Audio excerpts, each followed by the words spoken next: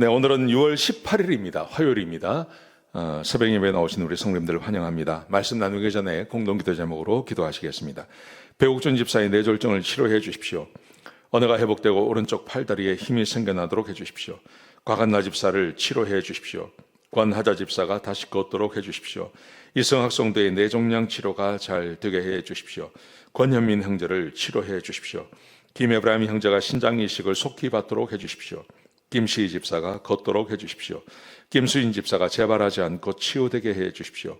오수조 선교사의 건강을 회복시켜 주십시오. 예수님의 이름으로 기도합니다. 아멘.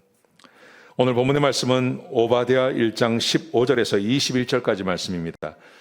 결국은 축복하십니다 하는 주제로 하나님 말씀 함께 나누시겠습니다.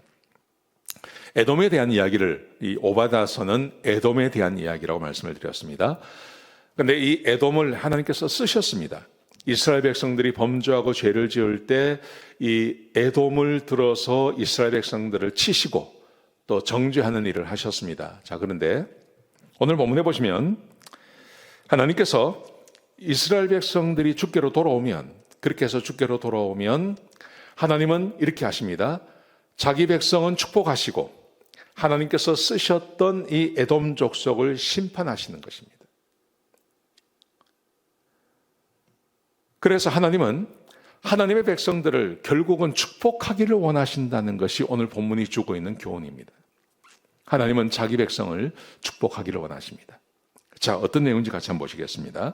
15절, 16절에 보시면 하나님께서 이스라엘의 적들을 위해 하나님의 심판을 내리시겠다고 말씀하십니다. 자, 제가 읽어드리겠습니다. 15절에 보시면요, 여호와께서 만국을 벌할 날이 가까웠으니 내가 행한 대로 너도 받을 것인즉 내가 행한 것이 내 머리로 돌아갈 것이니라. 에돔 족속이 이스라엘 백성들을 괴롭혔죠. 그래서 하나님께서 그들을 행한 대로 갚으시겠다고 말씀하십니다. 여러분, 지금 세상을 바라보면 교회를 괴롭히는 사람들이 참 많습니다.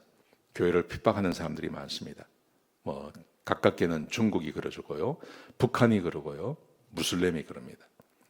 여러분, 중국이나 북한이나 무슬림이나 교회를 핍박하는 그 땅, 하나님께서 절대 복을 내리지 않습니다. 교회를 핍박하는 그곳을 바라보십시오. 그런 곳들 중에 잘 되는 곳이 있나요? 없습니다. 일본이 교회를 얼마나 핍박했는지 모릅니다. 교회를 그렇게 핍박하다가 원자탄이 그에게 떨어지지 않습니까? 원자탄이 떨어지는 겁니다. 기독교를 다 말살하고 신도를 믿게 하고 천황을 섬기게 했고, 그 결과가 바로 원자탄이 그 머리에 떨어지게 되는 것입니다. 지금 중국을 보십시오. 모든 선교사님들 다 쫓아냈습니다. 교회를 다 문 닫게 했습니다. 저 중국이 어떻게 될까요? 볼 것도 없습니다. 하나님의 심판이 그들에게 임하게 되는 것입니다. 북한 같은 경우는 이미 하나님의 심판이 그들에게 임했습니다. 교회를 핍박하는 그 정권, 하나님께서 그냥 두지 않습니다. 한국도 위험합니다. 한국도 코로나를 핑계로 한국도 지난 정권이 교회를 얼마나 핍박했습니까? 여러분, 그거 하나님께서 그냥 지나가지 않습니다. 에돔 족속이 이스라엘 백성들을 괴롭혔습니다. 하나님께서 그들을 그대로 갚으신다. 그렇게 한 것에 대해서 갚으시겠다고 말씀하십니다. 여러분, 그러므로 교회를 핍박하는 것 정말 위험한 것입니다. 교인들을 핍박하는 것 정말 위험한 것입니다. 하지 말아야 됩니다.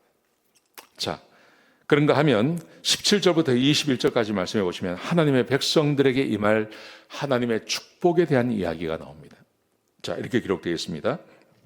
17절에 보시면 오직 시온산에서 피할 자가 있으리니 그 산이 거룩할 것이요 야곱 족속은 자기 기업을 누릴 것이며.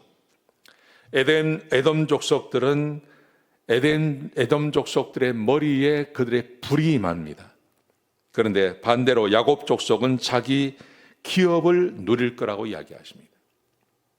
18절에 보시면 야곱의 족속은 불같이 될 것이며 요셉 족속은 불꽃이 될 것이고 에서의 족속은 지푸라기가 될 것이다. 불이 지푸라기를 살라버리지 않습니까?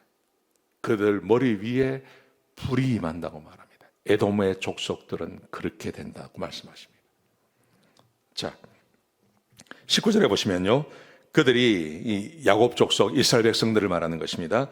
네겝과 에서의 산과 평지와 블레셋을 얻을 것이며 또 그들이 에브라임의 들과 사마리아의 들을 얻을 것이며 베냐민은 길르앗을 얻을 것이며, 이스라엘 족속들이 에돔이 차지하고 있는 그 땅, 에서의 후손들이 차지하고 있던 그 땅을 다 차지하게 될 것이라고 이야기합니다.